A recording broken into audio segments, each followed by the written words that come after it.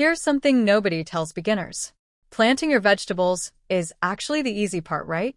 But what happens next, the small snips, the timing, the tiny decisions you make in the following weeks, that's what actually decides whether you get a handful of vegetables or an overflowing basket.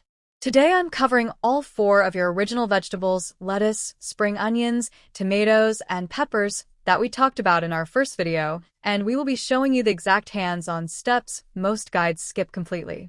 Stick around, because by the end of this video, you'll know precisely what to do at every stage. Hello there everyone! Welcome to Green Harvest Hub, the channel where growing your own food stops feeling complicated and starts feeling doable, no matter your experience level. If you're new here, hello, I'm glad you found us. Today we're getting hands-on with the small in-between steps that quietly determine your harvest across all 4 of your beginner vegetables. Quick favor, if you're new, tap subscribe because this channel is building a real, honest foundation, one hands-on lesson at a time. And if any of these 4 are growing in your home right now, drop a comment and tell me which one. This video covers all of them. Lettuce is forgiving, but it does slow down if you let it. Once the outer leaves reach a good size, cut them about an inch above the soil. Always the outer leaves first, leaving the center intact so new growth keeps coming. Avoid pulling leaves off by hand. Tearing can damage the base and slow regrowth. Use small scissors instead. Lettuce also bolts, meaning it shoots up a tall stem and turns bitter when it gets too hot or stressed. If you notice a thick stem rising from the center, that's your sign to harvest everything remaining soon, because the flavor window is closing. Spring onions, the endless regrowing. Your spring onions regrowing in that glass of water will eventually want more room. Once the roots grow thick and the shoots are tall, transfer them into soil, burying the white base while leaving the green tops exposed. From there, simply snip what you need from the top whenever cooking, leaving about 2 inches of the base intact, and it will keep regenerating for months. Change the water every couple of days if you're still growing them in a jar. Stagnant water invites bacteria and slows growth. Once your tomato plant reaches a good height, usually around a foot or so, you'll notice small shoots growing in the crook where a branch meets the main stem. These suckers steal energy from fruit production if left alone. Once your plant has passed its first flower cluster, gently pinch off suckers below that cluster using your fingers, a clean pinch, not a tear. If a sucker's gotten thick and woody, use small sanitized scissors instead. This redirects the plant's energy into fruit instead of extra foliage. Best days to check your plants. Check your plants every 2 to 3 days, not daily. Daily checking tends to make people anxious and overcorrect, watering or pruning more than necessary. Every 2 to 3 days is enough to catch new suckers, dry soil, bolting lettuce, or early pest signs before they become real problems. Quick pause here.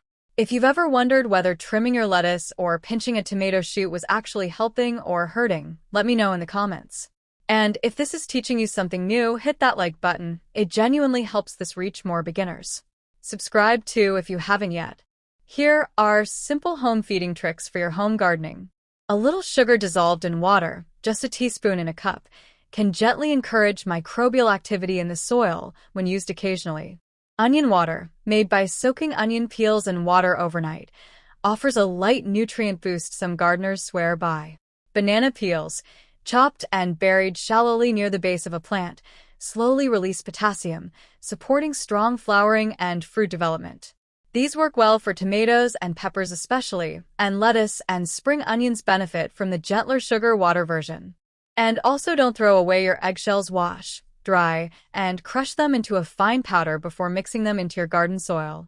As they slowly break down, they can add calcium to the soil, which is important for healthy plant growth. Since they decompose gradually, they're best used as a long-term soil amendment rather than a quick fertilizer. Used coffee grounds can add organic matter to your soil and may provide a small amount of nutrients as they decompose. Sprinkle a thin layer around your vegetables or add them to your compost instead of piling them on thickly, as too much can slow water movement and isn't suitable for every plant. Used tea bags can be opened and the tea leaves mixed into compost or soil to contribute organic matter. If the tea bags themselves are not made from biodegradable materials, remove the leaves and discard the bag separately.